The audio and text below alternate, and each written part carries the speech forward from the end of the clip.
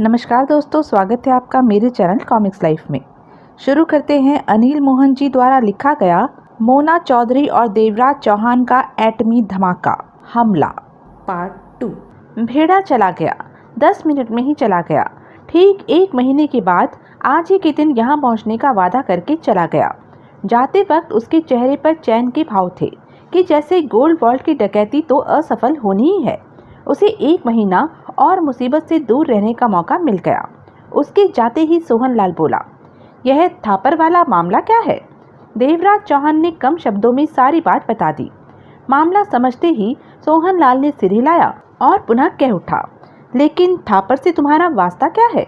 जो तुम्हारे साथ वास्ता है, देवराज चौहान ने शांत मुस्कुराहट से कहा।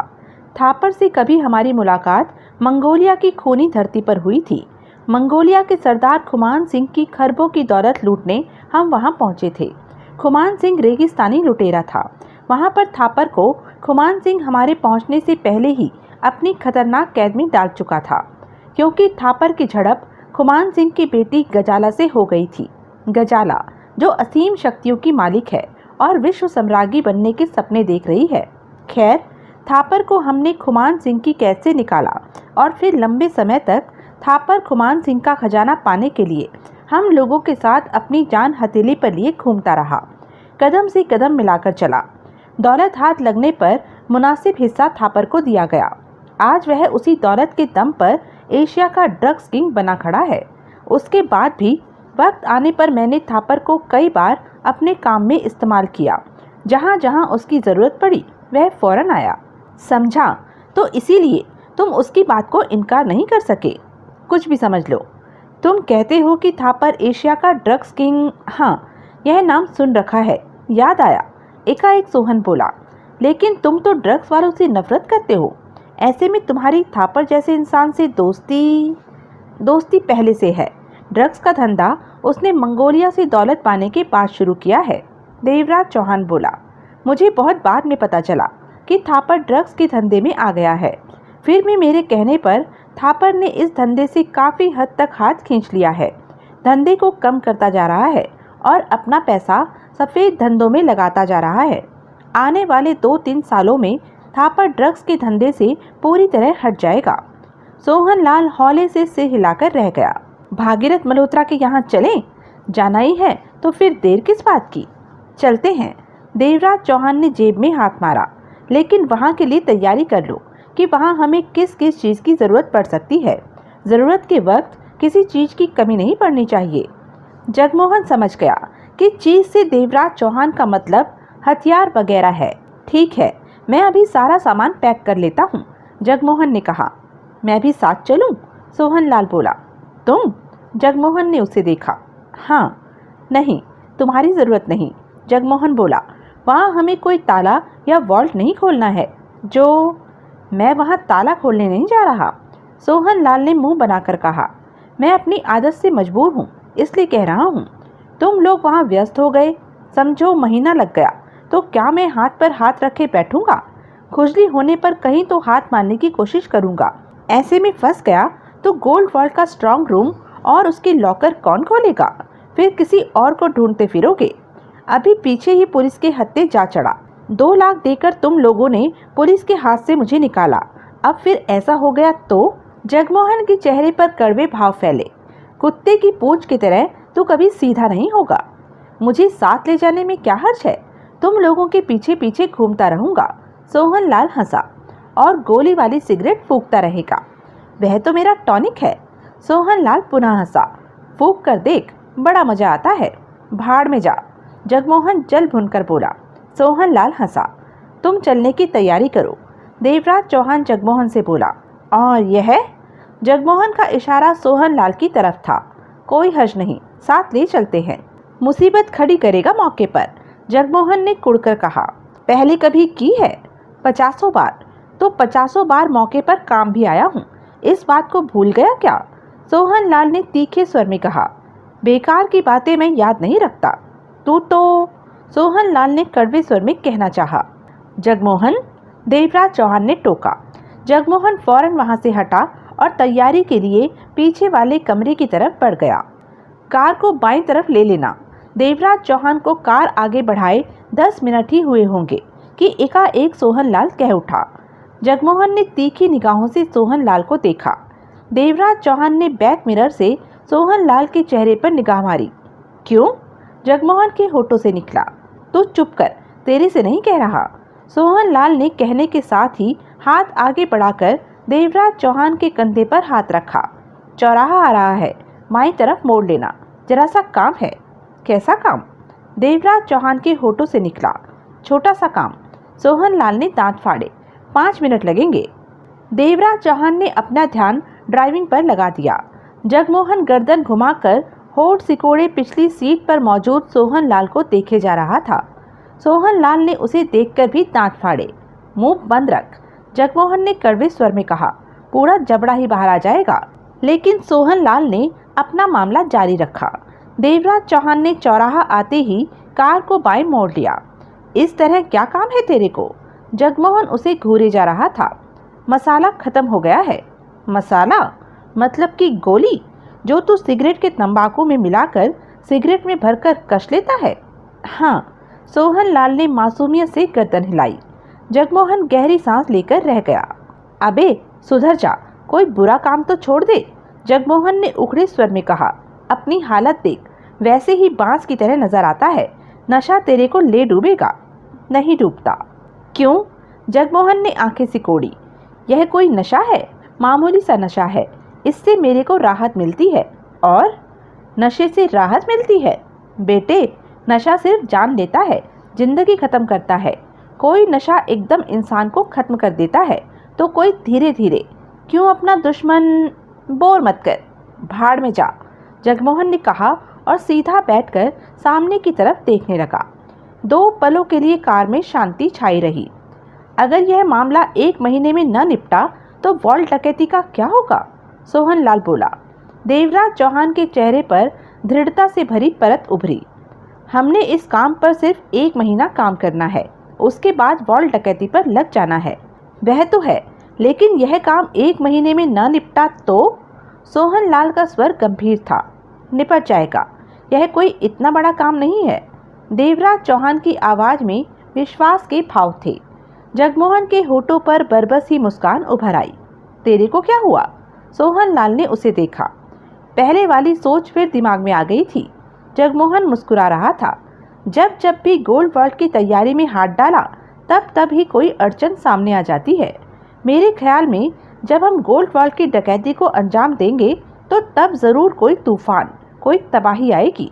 अबे शुभ शुभ बोल, सोहनलाल ने मुंह बनाया। वैसे ही गोल्ड वर्ल्ड में प्रवेश करना और वहां से सही सलामत निकलना असंभव लग रहा है, और ऊपर से तू अपना घटिया राग गा रहा है। जगमोहन के चेहरे पर बराबर मुस्कान छाई हुई थी। मेरी बात अपने पल्ले बांध ले सोहनलाल, गोल्ड वर्ल्ड की डकैती के दरमियान अवश्य कुछ होगा। जगमोहन के चेहरे पर मुस्कान अवश्य थी, परंतु उसके शब्दों में पक्केपन की झलक थी। हमेशा उल्टा पत्ता ही मारेगा, सोहनलाल ने मुंह बनाकर कहा और बाहर देखने लगा। देवराज चौहान के चेहरे पर सोच के भाव उभरे पड़े थे। कुछ देर बाद देवराज चौहान ने सड़क के किनारे कार रोकी और इंजन बंद करके सिगरेट सुलगाने लगा। देवराज चौहान एक बार पहले भी सोहनलाल के साथ यहाँ आया था। यही वजह थी कि देवराज चौहान ने कार यहाँ रोकी थी। दाईं तरफ सड़क पार गंदी सी पुरानी बस्ती थी, जहाँ से सोहनलाल गोलियां लेकर आता था। जा मर, जगमोहन ने मुंह बनाकर कहा। सोहनलाल ने उसे देखकर दांत फाड़े। फिर देवराज चौहान से बोला, जरा नोट देना, 1000 दे देना। क्या? जगमोहन भड़क सा उठा। तू इस घटिया काम के लिए नोट भी हमसे लेगा? तेरे से तो नहीं मांग रहा। एक ही बात है, मैं? जगमोहन गहरी सांस लेकर चुप हो गया, क्योंकि तब तक देवराज चौहान ने 1000 रुपया निकालकर सोहनलाल को दे दिया था। शुक्रिया, मेहरबानी, धन्यवाद, मैं अभी आया, कहने के साथ ही सोहनलाल ने कार का दरवाजा खोला। भगवान करे सड़क पार करते समय कोई ट्रक तेरे को रगड़ दे, जगमोहन भुनभुनाकर कह उठा। ऐसा हो गया तो फिर गोल्ड वर्ल्ड का दरवाजा कौन खोलेगा? बाहर निकलकर सोहनलाल हंसा। तेरे मर जाने से दुनिया रुक नहीं जाएगी। जगमोहन का स्वर कड़वा ही था। दुनिया तो नहीं रुकेगी, लेकिन गोली वाला सोहनलाल नहीं मिलेगा। कहने के साथ ही सोहनलाल सड़क पार करने के लिए आगे बढ़ता चला गया। जगमोहन ने देवराज चौहान को देखा। इस काम के लिए तुम इसे पैसे क्यों देते हो? यह गोली वाली सिगरेट पीने की आदत को छोड़ नहीं सकता। गोली तो इसे चाहिए ही, सिगरेट में मिलाकर पीने के लिए।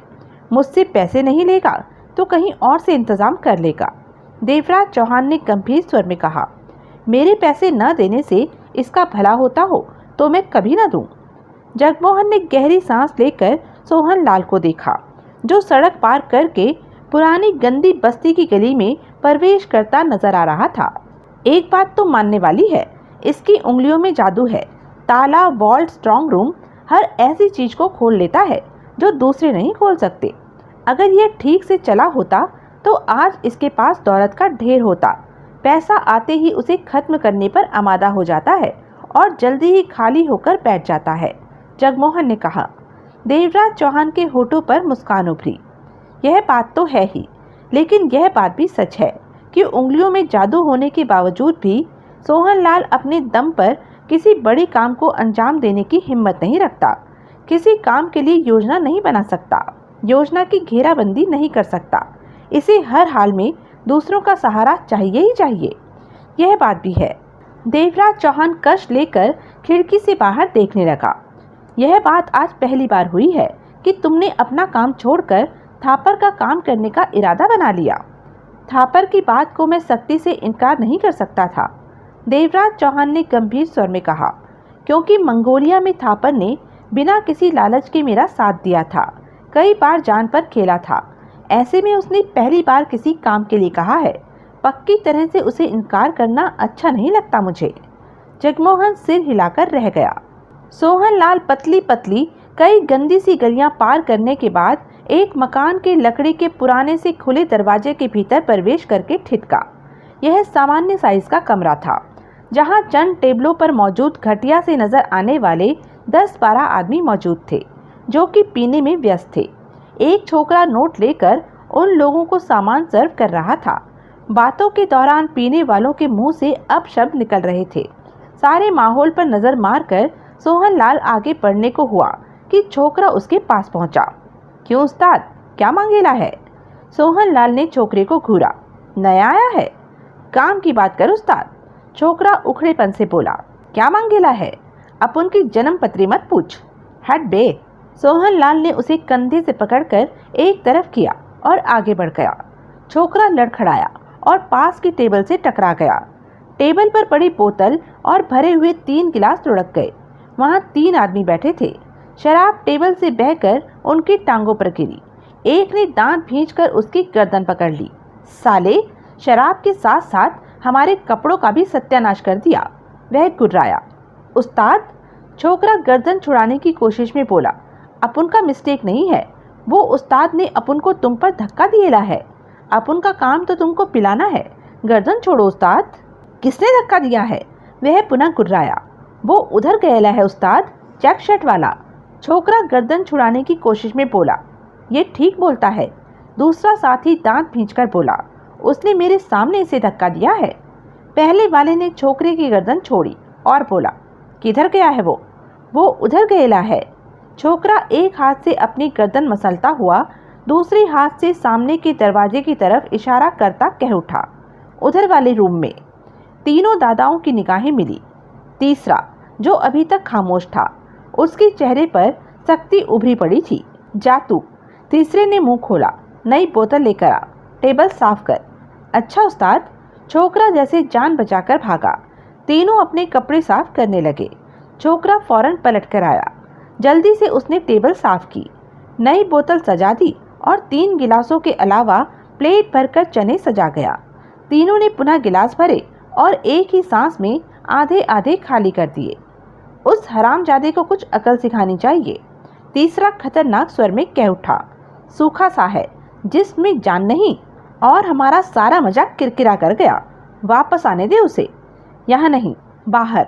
दूसरों के सामने ठोका पीटी ठीक नहीं। वह चुप कर, उसे यहीं रगड़ेंगे। अब उन्हें सोहनलाल के वापस आने का इंतजार था। क्या हाल है गुरु? दूसरे कमरे में पहुंचते ही सोहनलाल ने 50 साला उस व्यक्ति से कहा, जो 5 फीट ऊंचे और 6 फीट लंबे काउंटर के पीछे खड़ा था।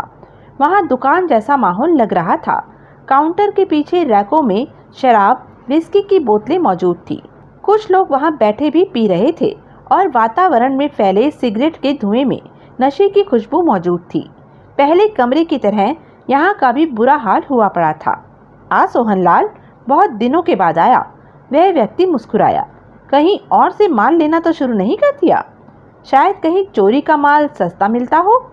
ऐसी कोई बात नहीं। सोहनलाल हंसा। या नशा छोड़ दिया? यह बात भी नहीं है।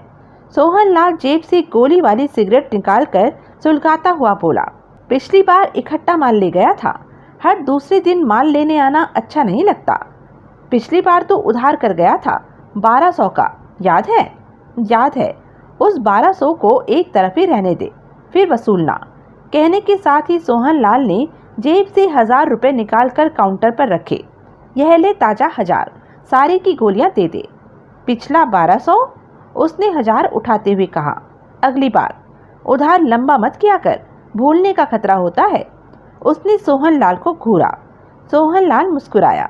तू मेरा चेहरा भूल सकता है? नहीं तो समझ ले, मैं तेरा उधार नहीं भूल सकता। जल्दी माल निकाल, मुझे जाना है। वह आदमी थोड़ा सा नीचे झुका और हाथ से काउंटर के नीचे वाले खाने में कुछ टटोलने लगा। कुछ पलों में ही उसने 3 पैकेट से निकाले और काउंटर पर रख दिए। सोहनलाल ने वह पैकेट उठाकर जेब में डाल दिए। तेरा माल हमेशा कम निकलता है, सोहनलाल बोला। 1000 में 900 का माल होता है। मैंने तेरा उधार देना होता तो मैं भी ऐसा ही कहता। वह कड़वे अंदाज में हंसा। जब तू मेरा 1200 वापस देगा तब तेरे को इस बात का जवाब दूंगा। कैसे देगा जवाब? तेरे सूखे थोबड़े पर अपना हरा घूंसा ठोक कर। फिर इंतजार कर, सोहनलाल पलटता हुआ बोला। किस बात का? 1200 की वापसी का। मैं पागल नहीं हूँ कि तेरे को 1200 देकर तेरा हरा घूंसा खाऊं। कहने के साथ ही सोहनलाल उस दरवाजे की तरफ बढ़ गया जिससे भीतर आया था। हरामजादा, वह सोहनलाल को जाते देखकर बड़बड़ाया। उधार खाकर डकार भी नहीं मारता। फुर्सत में इसे पीछे कमरे में बंद करके कपड़े उतारकर डंडे से मारूंगा। जो ही सोहनलाल उन तीनों की टेबल के करीब से निकला, एक ने तुरंत उसकी टांगों में अपनी टांग फंसा दी। यह सब अचानक हुआ। सोहनलाल खुद को संभाल नहीं सका और संभलने की कोशिश में लड़खड़ाकर नीचे जा गिरा। गिरते ही सोहनलाल के शरीर के कई हिस्सों में पीड़ा की लहरें उठी। वह कराहा। कई बार उसने अपनी पीठ को हाथ से मसला, फिर उठा और बारी बारी उन तीनों को देखा जो कहर भरी निगाहों से सोहनलाल को ही देख रहे थे। यार, क्यों मजाक करते हो? सोहनलाल ने गहरी सांस लेकर कहा। मेरी कोई हड्डी टूट जाती तो? तूने कैसे सोच लिया कि अभी तू सलामत रह पाएगा? एक ने कठोर स्वर में कहा। सोहनलाल को उन तीनों के तीरे नज़र कुछ ठीक न लगे। भाइयों, सोहनलाल हाथ जोड़कर बोला, मेरे से कोई गलती हो गई है क्या? हरामजादे, एक गुर्रा उठा। तूने छोकरे को धक्का देकर हमारी टेबल पर फेंका। हमारी सारी शराब गिर गई, कपड़े खराब हो गए। खुद को दादा समझता है क्या? अब सोहनलाल सारी बात समझा। आप लोगों को गलतफहमी हो गई है। सोहनलाल ने पुनः हाथ जोड़े। मैंने तो उसके कंधे पर हाथ रखकर जरा सा पीछे किया था। ऐसे में वह आप लोगों की टेबल पर। तूने पीछे नहीं, जानबूझकर छोकरे को हम पर धकेला था। चुप बैठे तीसरे ने दांत भींचे। मैं भला ऐसा क्यों करूँगा? सोहनलाल ने गहरी सांस लेकर कहा। अपनी दादागिरी झाड़ने के लिए किया तूने। कहने के साथ ही उसने शराब का गिलास खाली किया और बोतल से आधा और भर लिया। तीनों को पानी की तरह पीते देखकर सोहनलाल के चेहरे पर तौबा जैसा भाव आया। मैं भला क्या दादागिरी झाड़ूंगा?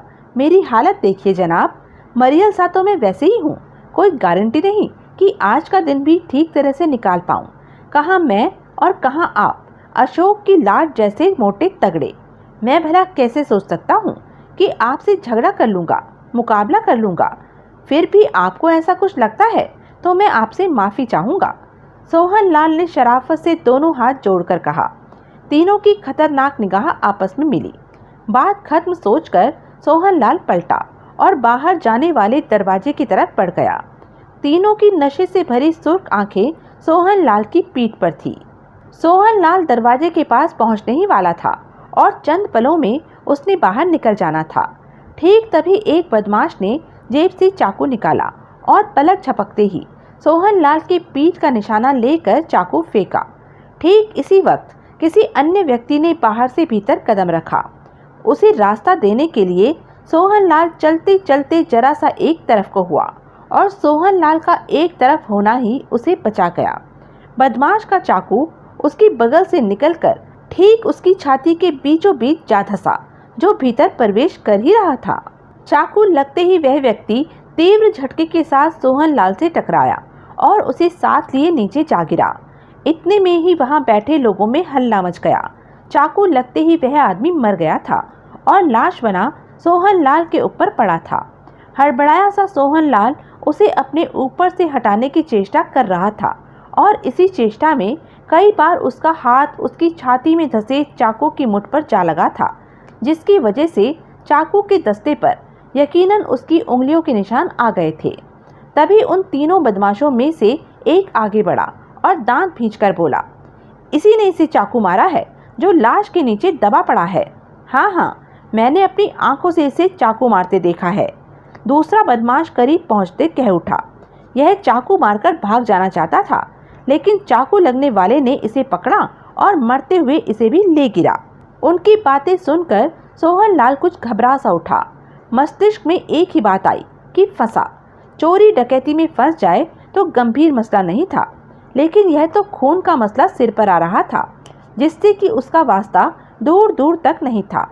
सोहनलाल ने ऊपर पड़ी लाश को जोर से धक्का दिया और उठकर दरवाजे के बाहर भागने को हुआ कि किसी अन्य शराबी ने उसे कमीज के कॉलर से पकड़ लिया।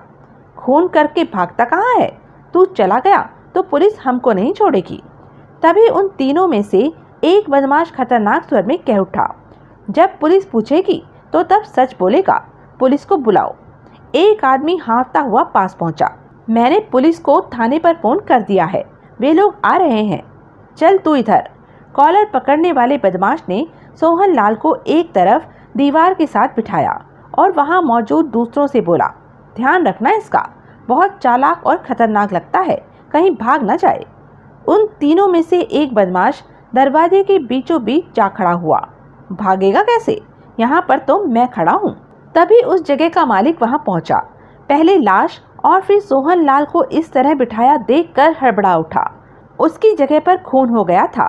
पहले से ही पुलिस को हफ्ता देकर गैर कानूनी ढंग से यहाँ का मामला चला रखा था। ऐसे में खून हो जाने का मतलब था कि खुद को बचाने के लिए पुलिस को तगड़ी रकम देनी होगी। उसने सोहनलाल को देखा।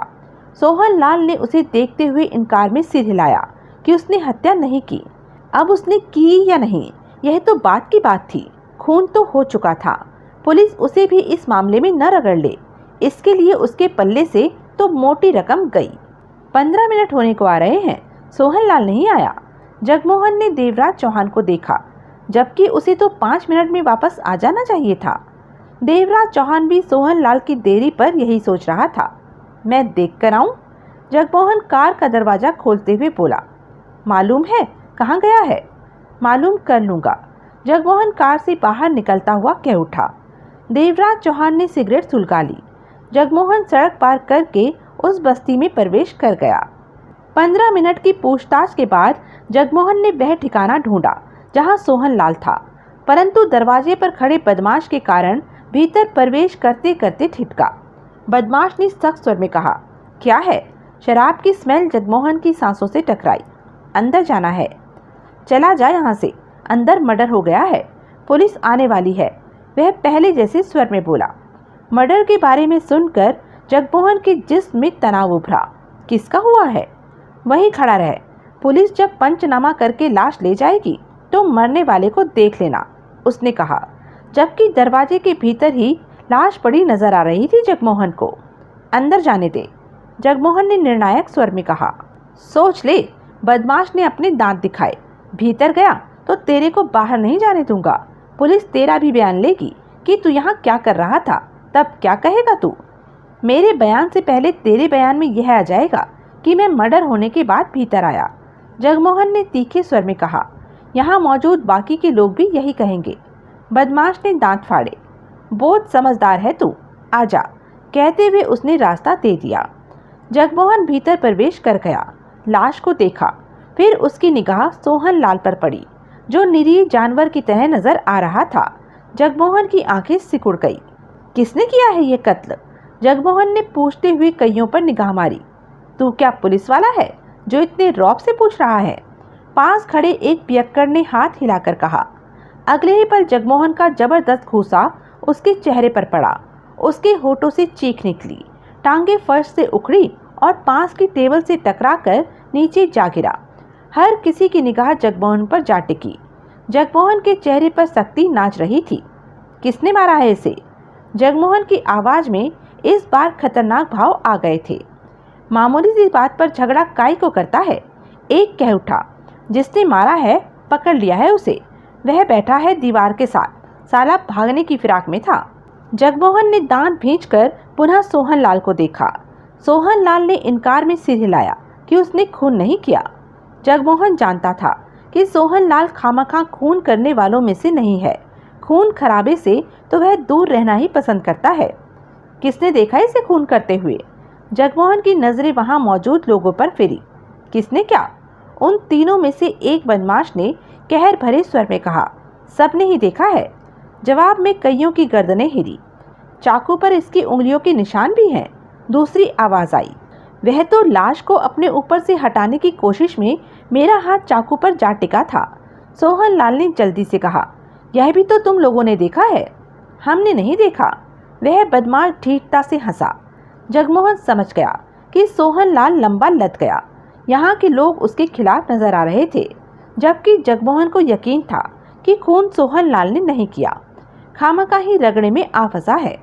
जगमोहन बाहर जाने के दरवाजे के पास पहुंचा, परंतु वहां मौजूद रास्ता रोके बदमाश उसे देखकर दांत फाड़कर हंसा। बाहर जाना है? उसकी आवाज में व्यंग था। हाँ। जगमोहन ने दांत भींचकर उसे घूरा। तू चला गया तो पुलिस को बयान कौन देगा? वह पहले जैसे स्वर में कह उठा। तू देगा। जगमोहन अब जैसे कुछ कर गुजरने पर आमादा नजर आने लगा था। आगे से हट। वह बदमाश जगमोहन के तेवर महसूस कर चुका था। वहां पहले ही खून हो चुका था। इस कारण वहां और किसी तरह का रगड़ा हो जाना पसंद नहीं करना था पुलिस ने। बदमाश फौरन मुस्कुराकर रास्ते से हट गया। जाओ यार, तुम तो मजाक का भी बुरा मान जाते हो। जगमोहन भिजे होठों से बाहर निकला। जगमोहन के चेहरे के भावों को देखते ही देवराज चौहान समझ गया कि यकीनन कोई बात ऐसी हो गई है जो कि उसकी पसंद के मुताबिक नहीं थी। पास आकर जगमोहन ने दरवाजा खोला और भीतर बैठता हुआ भिजे दांतों से बोला। सोहन लाल को खून करने के जुर्म में लोगों ने पकड़ रखा है और वहां पुलिस भी पहुंच रही है। देवराज चौहान की आंखें सिकुड़ी। सोहन लाल इस तरह किसी का खून कर दे? बात समझ से बाहर है। देवराज चौहान के होठों से निकला। मैं यह नहीं कह रहा कि उसने खून किया है। देवराज चौहान उलझन भरी नजरों से कई पलों तक जगमोहन को देखता रहा। सोहन लाल हमेशा काम के दौरान कोई न कोई मुसीबत खड़ी कर ही देता है। जगमोहन ने पूर्वता लहजे में कहा। सोहन लाल को निकाला जा सकता है। वहाँ की पोजीशन क्या है? देवराज चौहान ने कहा। कोई फायदा नहीं। जगमोहन ने बेचैनी से कहा। वहाँ पर 20 से ऊपर दादा किस्म के लोग हैं जिन्होंने सोहन लाल को पकड़कर बिठा रखा है। पास ही में लाश पड़ी है और उनमें से आधे बदमाशों के पास हथियार अवश्य होंगे। हमने ऐसे कुछ किया तो वे लोग गोलीबारी कर सकते हैं। पुलिस के आने पर कह सकते हैं कि हम खूनी के साथी हैं और उसे बचा ले जाना चाहते थे। अगर झगड़े के दौरान पुलिस आ गई तो पुलिस से भी झगड़ा हो सकता है। सोचों में डूबे देवराज चौहान ने कश लिया। किसी की शरारत है, वरना सोहन लाल इस वक्त हर झंझट से दूर ही रहा होगा। जगमोहन ने तीखी निगाहों से देवराज चौहान को देखा। सोहन लाल को इस मुसीबत से निकालना होगा। उसे निकाले बिना हम आगे नहीं बढ़ सकते। देवराज चौहान ने कश लेकर सिगरेट खिड़की से बाहर उछाल दी। 2 महीने पहले जब सोहन लाल किसी की तिजोरी पर हाथ साफ करते पकड़ा गया था तो तब उसे पुलिस से छुड़ाने में हमारे 2 लाख ठुक गए थे और यह तो खून का मामला बन गया है। जगमोहन ने उखड़े स्वर में कहा। हम कब तक इसे बचाते रहेंगे? कुछ तो करना ही होगा। पुलिस के आने के बाद वैसे ही कुछ नहीं किया जा सकता और ना ही पहले कुछ करना ठीक है। पुलिस वाला नोट लेने वाला हो तो शायद बात बन जाए। देवराज चौहान बोला। यह खून का मामला है। जगमोहन ने जैसे याद दिलाना चाहा, कोई फर्क नहीं पड़ता। देवराज चौहान का स्वर शांत था। कुछ पैसा ज्यादा देना पड़ेगा। सोहन लाल इस तरह कई बार हमारे लाखों ठुकवा चुका है, जगमोहन ने तीखे स्वर में कहा। देवराज चौहान मुस्कुराया। मत भूलो कि सोहन लाल को अपने काम में महारत हासिल है। वह हमारे लिए तिजोरी, ताले, स्ट्रांग रूम ही नहीं खोलता, बल्कि कई बार खुद को भारी खतरे में भी डाल लेता है। आओ। कहने के साथ ही देवराज चौहान ने कार का दरवाजा खोला और बाहर निकल गया। गहरी सांस लेकर जगमोहन भी निकला और देवराज चौहान के साथ उस तरफ बढ़ गया जहां सोहन लाल को मुर्गा बनाकर बिठा रखा था। पुलिस पहुंची। एक सब इंस्पेक्टर और एक हवलदार के साथ 2 कांस्टेबल थे। पुलिस वालों को देखते ही देवराज चौहान के होठ अजीब से अंदाज में सिकुड़े। जगमोहन के माथे पर बल पड़े। उसने फौरन देवराज चौहान को देखा। यह सब इंस्पेक्टर तो देखा हुआ लगता है, जगमोहन के होठों से निकला। नहीं पहचाना? देवराज चौहान मुस्कुराया। जगमोहन की नजरें पुनः सब इंस्पेक्टर पर टिकी, फिर नकारात्मक अंदाज में सिर हिलाया। नहीं, इसका नाम अरविंद पाटिल है, सब इंस्पेक्टर पाटिल। तुम शायद भूल रहे हो कि दिल्ली में जब भेड़ा को गोल्ड वॉल्ट की डकैती के लिए लेने गया था, तो तब तुमने मुझे खबर दी थी कि सोहन लाल तिजोरी खोलकर नोटों की गड्डियां निकालते हुए रंगे हाथों पकड़ा गया है। तब सोहन लाल को पुलिस से बचाने के लिए मुझे फौरन मुंबई आना पड़ा, क्योंकि गोल्ड वॉल्ट की डकैती की पूरी तैयारी हो चुकी थी और हम चंद ही दिनों में काम को अंजाम देने वाले थे। सोहन लाल ने गोल्ड वॉल्ट के स्ट्रांग रूम के दरवाजे के साथ साथ अन्य तालों को खोलना था। ओह, याद आया, 20-22 दिन पहले की ही तो बात है, जगमोहन के होठों से निकला। तब इसी सब इंस्पेक्टर को नोटों की गड्डियां देकर सोहन लाल को बचाया था। देवराज चौहान के होठों पर मुस्कान उभरी पड़ी थी। जगमोहन ने उसकी मुस्कान को पहचाना तो चेहरे पर उखड़ेपन के भाव आ गए। अब फिर उसे नोट दोगे सोहन लाल को बचाने के लिए? खून का मामला है और अरविंद पाटिल घिसा हुआ पुलिस वाला है, इतनी आसानी से नोट नहीं लेगा। तुम्हारा मतलब है कि मोटे note छाड़ेगा? Sub inspector Arvind Patil इस बात की पूरी कोशिश करेगा, भाव बहुत बढ़ाएगा अपना। मैं इसकी आदत को पहचान चुका हूँ। देवराज चौहान पुलिस वालों को उस घर में प्रवेश करते देख रहा था। सब इंस्पेक्टर के साथ हवलदार को देखा है तुमने? हाँ, उसका नाम मायाराम है। ऐसे कामों में वह सब इंस्पेक्टर अरविंद पाटिल के लिए बिचौलिए का काम करता है। मेरी बात समझ रहे हो ना? देवराज चौहान का स्वर शांत था। हाँ, उसे बुलाकर लाओ, मैं यहीं पर हूँ। वह आ जाएगा? हाँ, बोलना, नोटों का मामला है, सौदा करना है। जगमोहन ने होठ सिकोड़कर देवराज चौहान को देखा, फिर आगे बढ़ गया। सब इंस्पेक्टर अरविंद पाटिल ने जब भीतर प्रवेश किया और सोहन लाल को देखा तो चेहरे पर अजीब से भाव उभरे। अगले ही पल वह पुलिसिया अंदाज में कह उठा, इसने किया होगा खून, तभी तो इसे पकड़कर बिठा रखा है। एक बदमाश ने जल्दी से कहा। सब इंस्पेक्टर पाटिल होठ भींचे आगे बढ़ा और नीचे बैठे सोहन लाल के चेहरे को हाथ में दबाकर दाएं बाएं घुमाया। कभी तिजोरी खोलकर माल निकालता है तो कभी कत्ल करता है। पिछली बार तो तू बच गया था, लेकिन इस बार तेरा क्या होगा? वही बंदा बचाएगा तेरे को। मैंने नहीं मारा इसे। अच्छा, पाटिल के चेहरे पर कड़वे भाव उभरे। तो क्या ये सब लोग झूठ बोलते हैं?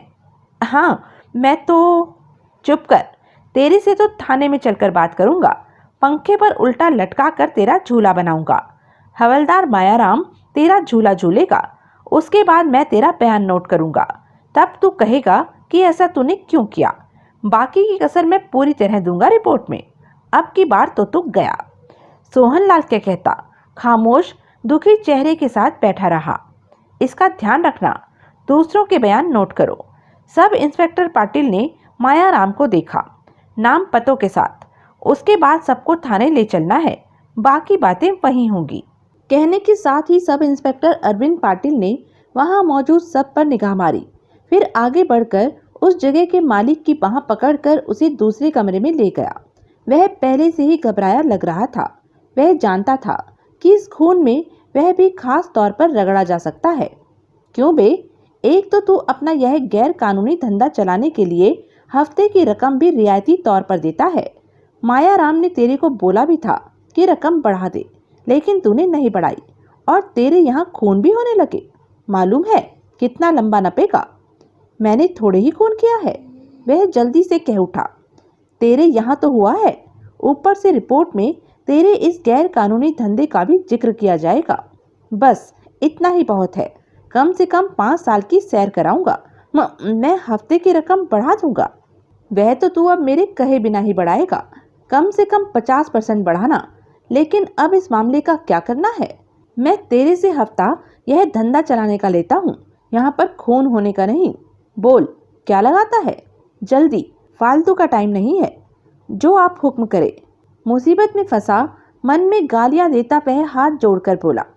तू बोल। 20-25 हजार तो मार खानी है क्या? अरविंद पाटिल के दांत भींच गए।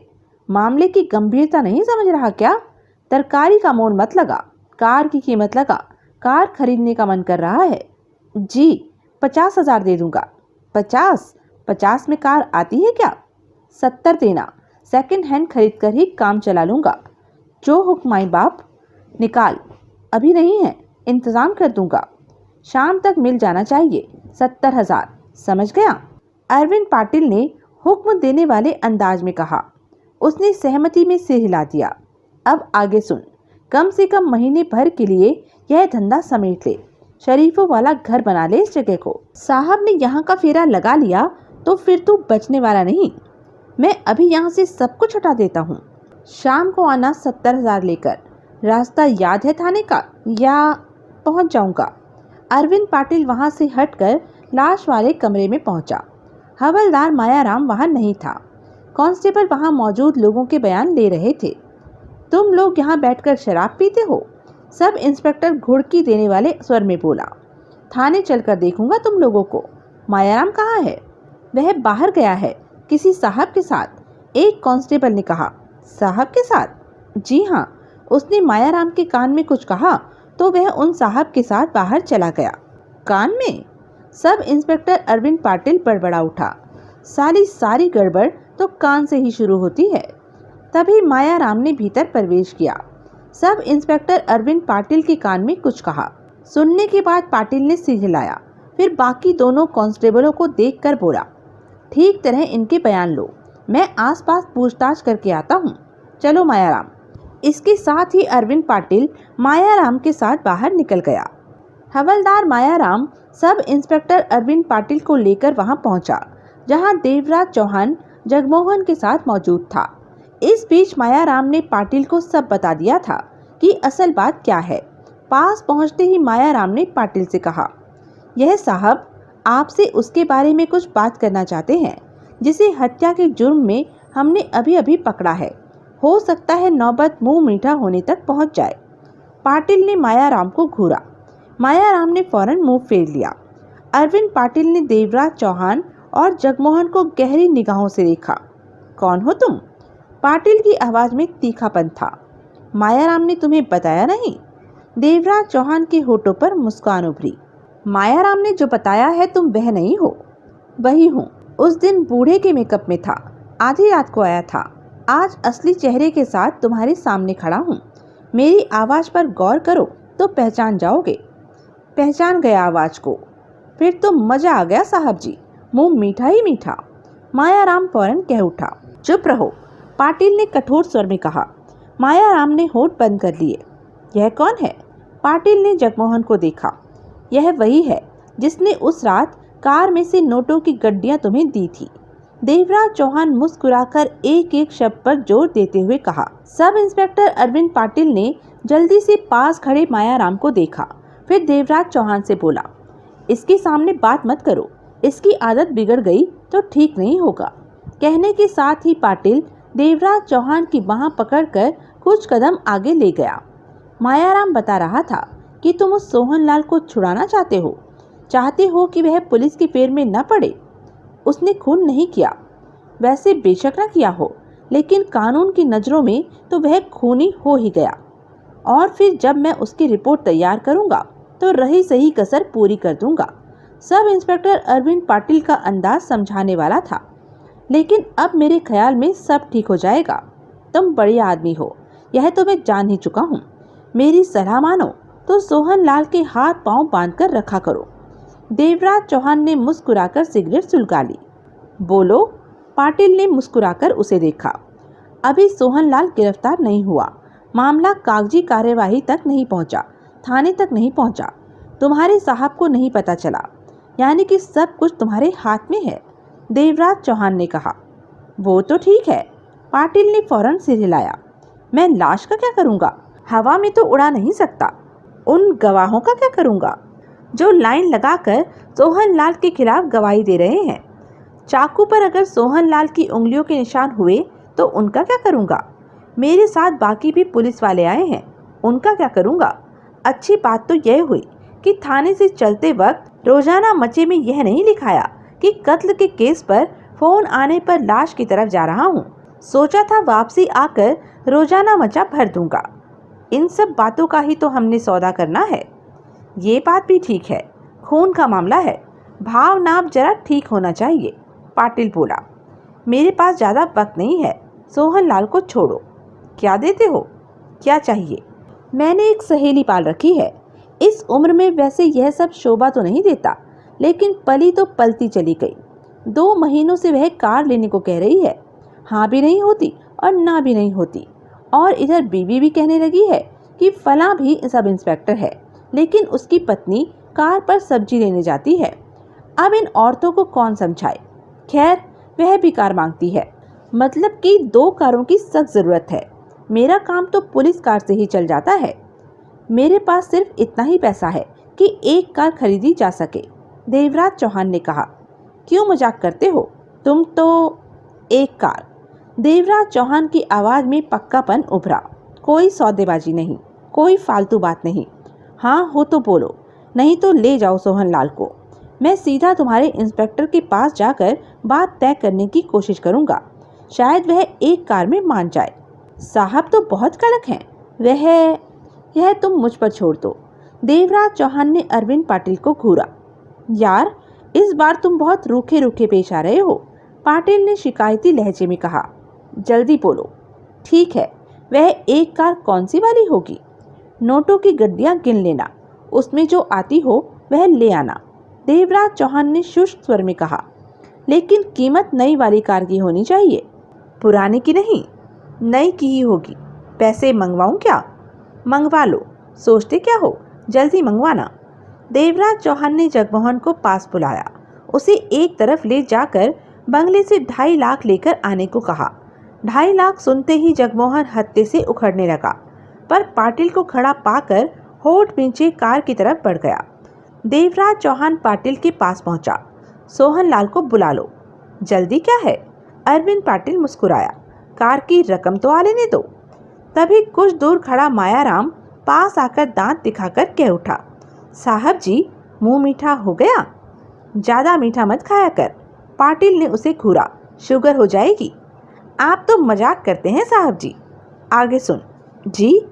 वापस जा, उन लोगों से बयान ले कि मरने वाला सड़क के किनारे जा रहा था कि एक पुरानी सी फिएट उसके पास रुकी। उसमें से 2 कम उम्र के लड़के निकले। एक ने चाकू पकड़ रखा था, दूसरे ने उसे पीछे से पकड़ा।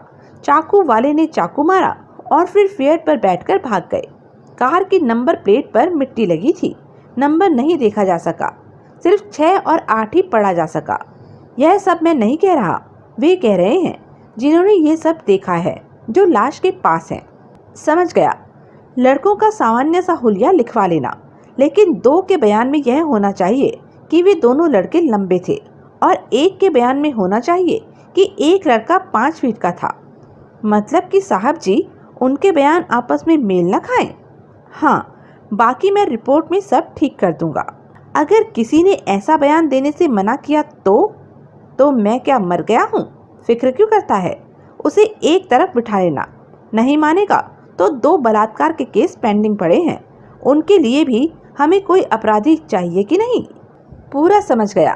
तो मैं जाऊं? जल्दी जा। लेकिन अभी मुंह तो मीठा। मायाराम ने देवराज चौहान पर नजर मारी। मेरा नहीं हुआ तो तेरा कहाँ से हो जाएगा? पहले आप कर लीजिए साहब जी, फिर मेरा भी करा दीजिएगा। मायाराम चला गया। अरविंद पाटिल ने मुस्कुराकर देवराज चौहान को देखा। यार, कभी कभी मिल लिया करो, महीने में 1-2 एक बार, तुमसे मिलकर अच्छा लगता है, लेकिन एक बात तो बता दो। यह बात तुमसे पहले भी पूछी थी, पर तुमने बताया नहीं था। क्या सोहनलाल से तुम्हारा क्या वास्ता है? वह पुलिस में फंसता है तो तुम ढेरों रुपया देकर उसे बचा लेते हो। नई कार के लिए गड्डियां आ रही हैं, तुम सिर्फ उन्हें देखना, उन्हें गिनना। तुम कौन हो? तुम्हारा यह सवाल भी ऐसा नहीं है कि जवाब दिया जाए।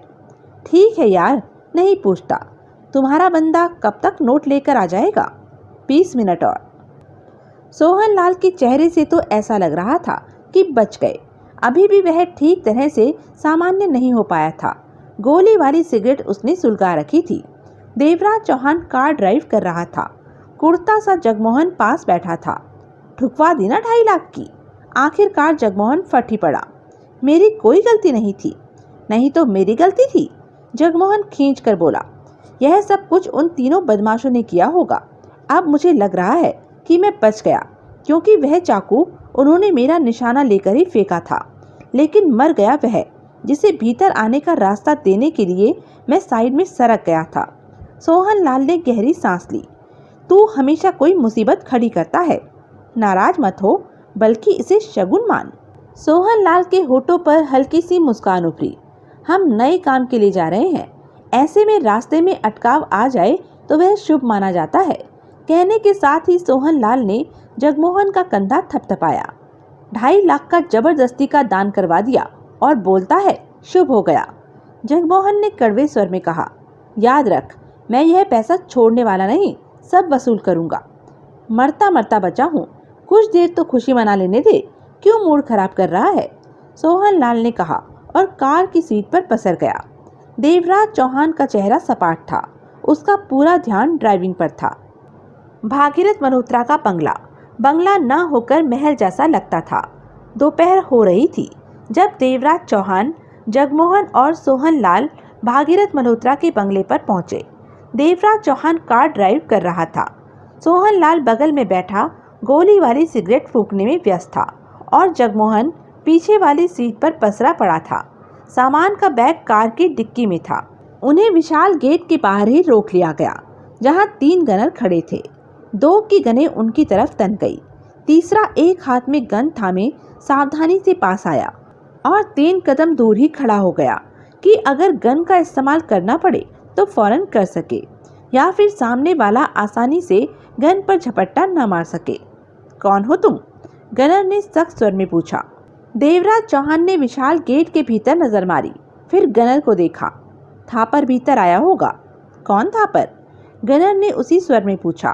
भागीरथ मल्होत्रा की पहचान वाला है, इस वक्त भीतर ही होगा। तुम्हारे सेठ के कहने पर थापर ने हमें यहाँ पर आने को कहा है, देवराज चौहान ने शांत स्वर में कहा। लेकिन हमें सेठ जी ने ऐसी कोई खबर नहीं दी कि कोई आने वाला है, गनर ने पहले जैसे स्वर में कहा। देवराज चौहान की आंखों में कठोरता के भाव उभरे। सारी बातें, सारे सवाल जवाब मुझसे ही करोगे या भीतर जाकर भी पूछोगे? देवराज चौहान का स्वर सख्त था। गनर ने दांत खींचे, कठोर निगाहों से देवराज चौहान को घूरा। ओके, तुम सब कार से बाहर निकलो, कोई शरारत नहीं करना। तुम लोगों की तलाशी लेने के बाद एक तरफ खड़ा किया जाएगा, उसके बाद भीतर बात की जाएगी, ताकि इस दौरान तुम लोग कोई शरारत न कर दो। देवराज चौहान समझ गया कि भागीरथ अपने बेटे अमित की वजह से बेहद सावधानी से काम ले रहा है। हर किसी आने वाले के साथ इसी तरह की सख्ती करने का इन्हें आदेश होगा, ताकि कहीं कोई आने वाला रूपक लाल चंदोलिया का आदमी न हो और किसी तरह का हमला न कर दे। देवराज चौहान बिना कुछ कहे बाहर आ गया। सोहनलाल भी कार से निकला। अपने अपने हथियार अगर हैं तो निकाल कर रख दो, गनर का स्वर सख्त था। देवराज चौहान ने खामोशी से जेब से रिवॉल्वर निकाल कर कार के बोनट पर रख दी। गनर ने सोहनलाल को देखा। तुम? अजी जनाब, मेरे पास हथियारों का क्या काम? सोहनलाल मुस्कुराया। मेरा हथियार तो यह है। सोहनलाल का इशारा देवराज चौहान की तरफ था। तीसरे की भी खबर ले लो, पिछली सीट पर मरा पड़ा है, देख लो उसकी धड़कन चल रही है या तुम्हारी आवाज सुनकर ही ठप हो गया है। गनर की निगाह पिछली सीट पर पड़े जगमोहन की तरफ गई। तुम्हें अलग से कहना पड़ेगा क्या? गनर की आवाज में कठोरता आ गई। ढोल बजाया है तुमने? उसी तरह पसरे जगमोहन ने भीतर से कहा, ढोल? हाँ ढोल, ड्रम, नगाड़ा। बिना आवाज के मैं बाहर नहीं निकलता। मेरे हाथ में ढोल, ड्रम, नगाड़ा सब कुछ है। गनर का इशारा अपनी गन की तरफ था। जब यह बजती है तो और भी कई तरह की आवाजें आती हैं। बजाऊं क्या? उल्लू का पट्ठा, उठाकर ही रहेगा, जगमोहन ने बड़बड़ाकर कहा और सीट से उठा। तभी बंगले की पहली मंजिल के एक कमरे की खिड़की पर थापर नजर आया। उसकी निगाह यूं ही गेट की तरफ उठी तो फौरन ही सारा मामला समझ गया। ठहरो, थापर ने ऊंचे स्वर में चिल्लाकर कहा तो उसकी मध्यम सी आवाज गेट तक पहुंची। गनर्स की निगाहें कुछ दूर बंगले की खिड़की की तरफ उठी। इन्हें आने दो, थापर की मध्यम सी आवाज पुनः उनके कानों तक पहुंची। गनर 2 पल तक अनिश्चित सा खड़ा रहा। तभी कुछ दूर खड़ा दूसरा गनर बोला, इन साहब से कहो कि सेठ जी को सामने करे। गनर ने खिड़की की तरफ देखा और ऊंचे स्वर में बोला, सेठ जी को सामने करो। उसी पल थापर खिड़की से गायब हो गया। कुछ पल बाद 52 वर्षीय व्यक्ति नजर आया। उसने हाथ उठाकर खास अंदाज में इशारा किया तो गनर ने फौरन गन झुका ली। इन्हें भीतर जाने दो, गनर ने अपने साथियों से कहा। देवराज चौहान ने आगे बढ़कर बोनट पर पड़ी रिवॉल्वर उठाई और जेब में डालते हुए ड्राइविंग सीट पर बैठ गया। सोहनलाल बगल में बैठा। अन्य दोनों गनर्स की गनें भी झुक गई थी। अब वे लापरवाह नजर आने लगे थे। एक ने आगे बढ़कर लोहे के विशाल गेट का एक पल्ला धकेलकर खोला जो कि काफी भारी था। पल्ला खोलकर पास ही खड़ा हो गया ताकि तुरंत बंद भी कर सके। देवराज चौहान ने कार आगे बढ़ा दी। बाय बाय, पीछे मौजूद जगमोहन ने उस गनर से कहा जो उसे बाहर निकलने को कह रहा था। गनर उसे घूरता रहा। मेरी भी बोल दे, सोहनलाल बोला। क्या बाय बाय? तू ही बोल। जब तेरी बाय का जवाब नहीं दिया तो मेरी बाय पर तो कुत्ते की तरह काटने को दौड़ेगा। सोहनलाल हंसा। अगर इतनी समझदारी तेरे में है तो बाय बाय मत बोला कर, डंडे पड़ेंगे। जगमोहन तीखे स्वर में बोला, तेरे को एक ज्यादा ही पड़ेगा। मैं इसी में तसल्ली कर लूंगा कि मेरे को एक कम पड़ा। गेट के भीतर ही शानदार सड़क बंगले के पोर्च तक जा रही थी। आसपास खूबसूरत फूल पौधे और पेड़ मन को शांति पहुंचा रहे थे। एक तरफ काफी बड़ा बाग था जिसमें आरामदेह झूले लगा रखे थे। वहां की एक एक चीज से अथाह दौलत की खुशबू आ रही थी। बहुत माल है साले के पास, सोहनलाल बड़बड़ाया। खरबपति है, जगमोहन ने कहा। इतनी दौलत का क्या करता होगा? सोहनलाल ने गर्दन घुमाकर जगमोहन को देखा। नीचे रखकर भी सोता होगा तो भी बाल्टी में उंगली गीली करता होगा। ऊपर भी ओढ़े तब भी कोई फर्क नहीं पड़ता। आग लगाकर मजे लेता होगा। जगमोहन ने गहरी सांस ली। यह भी मानने लायक बात नहीं है, पूछना पड़ेगा। सोहनलाल ने मुंह बनाया। भागीरथ से पूछेगा? हाँ, उसके नौकरों को तो इस बात की भनक भी नहीं होगी। सोहनलाल ने सिर हिलाया। भागीरथ इस वक्त गुस्से में होगा। उसकी लात वात चल गई तो तेरी सारी हड्डियां टूट जाएंगी। तब तेरे को आगे कर दूंगा। कार खूबसूरत लंबे चौड़े पोर्च में जा रुकी। पोर्च इतना बड़ा था कि यहाँ 4 कारें पहले से ही खड़ी थी और अभी 4 कारें खड़ी होने की और भी गुंजाइश थी। वहाँ पर पहले से ही सूट पहने स्मार्ट सा व्यक्ति मौजूद था।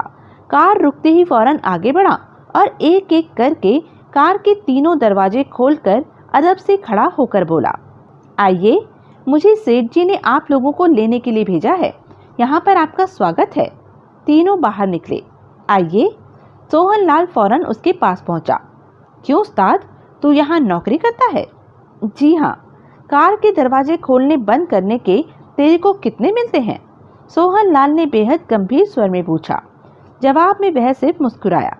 बता दे, अगर रकम ठीक हुई तो मैं यहाँ खिड़कियां दरवाजे खोलने बंद करने का काम कर लूँगा। मुस्कुराता ही रहा वह, कहा खुश नहीं। चलो। देवराज चौहान की निगाह हर तरफ घूम रही थी। वह आगे बढ़ा, तीनों उसके पीछे। भीतर से होकर सीढ़ियां चढ़कर वे पहली मंजिल पर स्थित उस कमरे में पहुंचे जहां थापर और भागीरथ मल्होत्रा मौजूद थे। इस दौरान रास्ते में नजर आने वाली तमाम चीजें बेशकीमती और विदेशी थी, देखने के लायक थी, हाथ लगाकर छूने के लायक थी। भागीरथ मल्होत्रा जैसे दौलतमंद के यहाँ ऐसी चीजें ही मौजूद होने की आशा की जा सकती थी। उनको लाने वाला उन्हें उस कमरे में छोड़कर चला गया। यह हॉल कमरा था जिसके एक तरफ डबल बेड मौजूद था और दूसरी तरफ 6 सोफा कुर्सी और बीच में टेबल।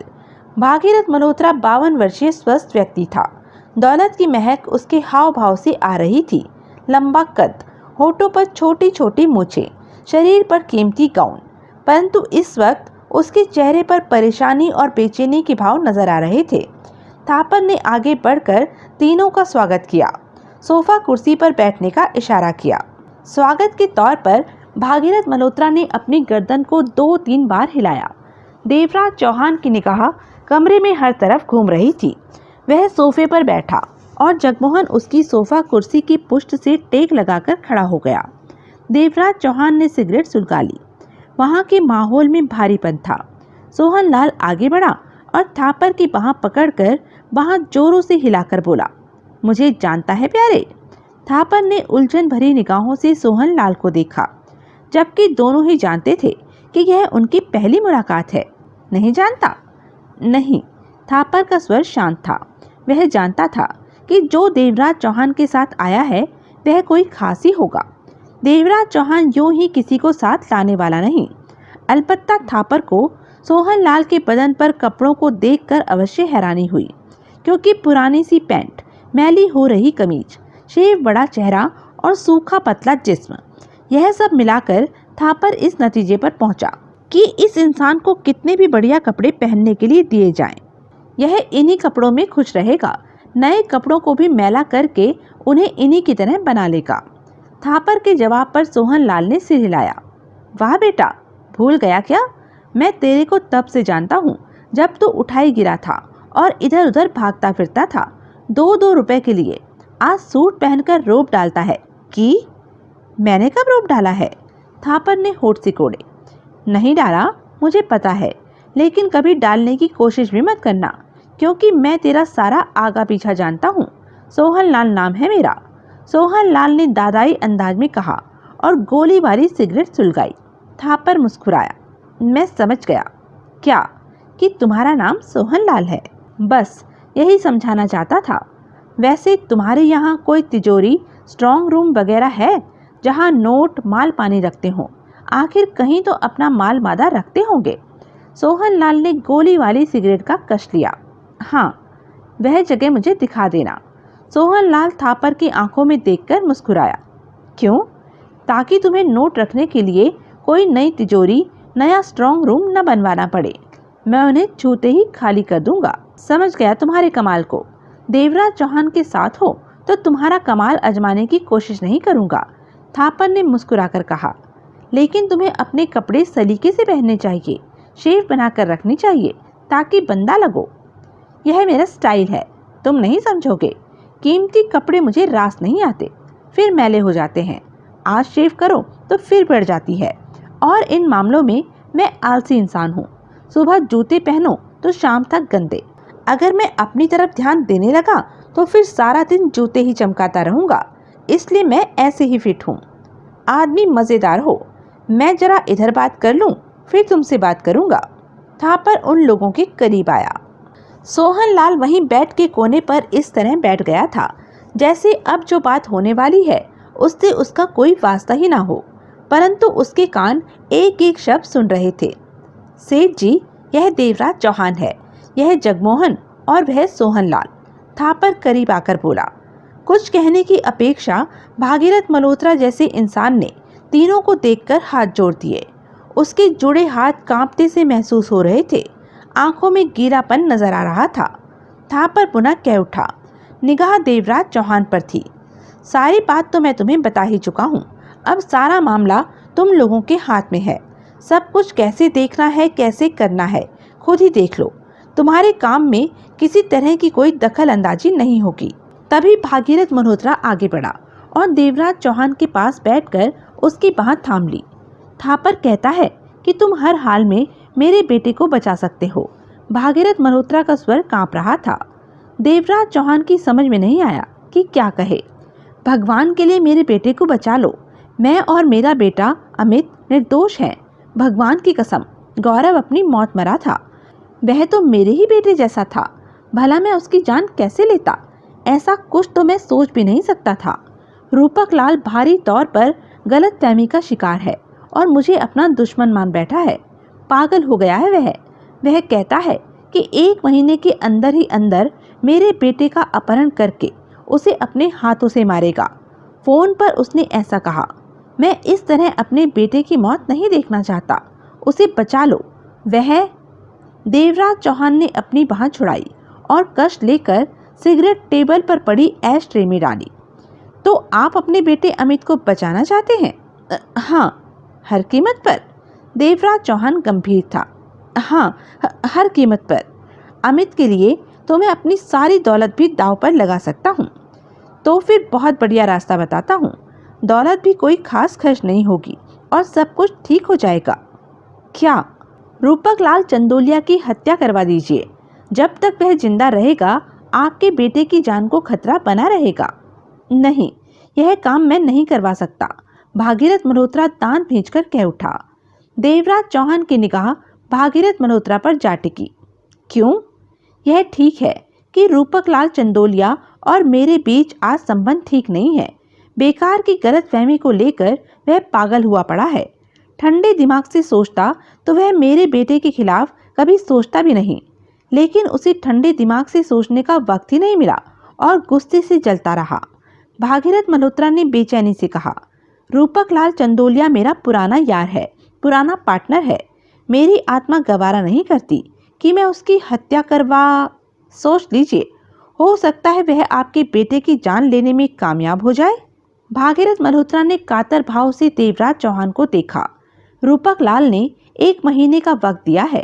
अगर वह 1 महीने में अपनी कोशिश में कामयाब न हो सका तो उसके बाद वह कभी भी मेरे बेटे को बुरी निगाहों से नहीं देखेगा।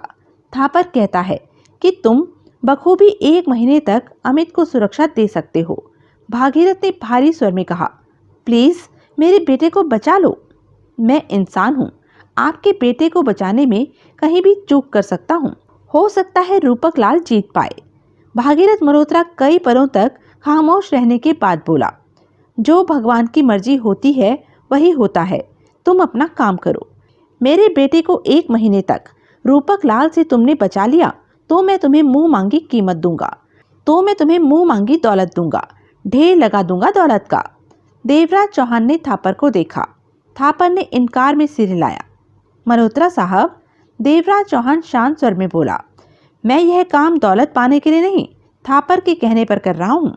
अमित बचे या ना बचे, मैं जो कुछ भी करूँगा उसका 1 पैसा भी नहीं लूँगा। भागीरथ मल्होत्रा ने कुछ कहने के लिए मुंह खोला, फिर खामोश हो गया। अमित कहाँ है? देवराज चौहान ने थापर को देखा। साथ वाले कमरे में। तो यह थी अब तक की कहानी। आगे की कहानी जानने के लिए बने रहें मेरे साथ। और हाँ, मेरे चैनल को लाइक, शेयर और सब्सक्राइब करना ना भूलें। और कमेंट करके ज़रूर बताएं कि यह वीडियो आपको कैसा लगा। धन्यवाद।